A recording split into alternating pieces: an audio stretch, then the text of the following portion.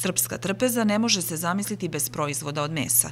Danas su u vremenu krize i tu osnovnu životnu namirnicu treba kupovati pametno, birajući visok kvalitet uz što niže cene.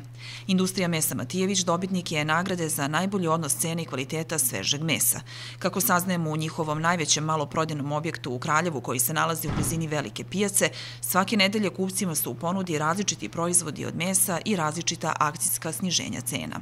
Kao što je poznato potrošačima našim, to je građanima Kraljeva i šire, da je snabdevenost uvek na visokom nivou. Imamo i redovne akcije. Početkom nedelje uglavnom budu akcije što se delikatesa, dimljene robe, a za vikend uglavnom budu akcije mesa. I to budu onako solidne cene za naše građanstvo primamljive.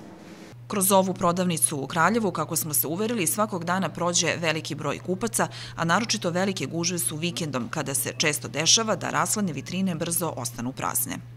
Jako su prijatni, jeftinije i zato dolazimo ovde.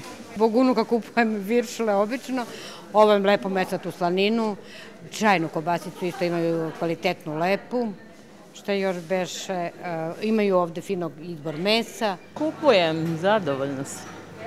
Šta najčešće pazarite? Pa pazarim viršle, salamice, tako malo slaninice. Vrlo su ljubazni i vredni ljudi, kvalitet je odličan.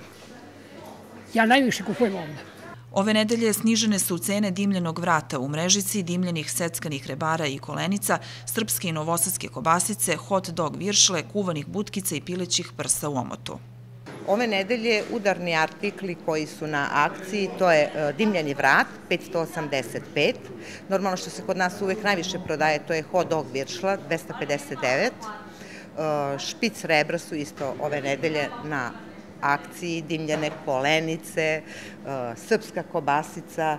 Pomenuta akcija traje do nedelje 21. septembra i važi za sve maloprodajne objekte u Srbiji.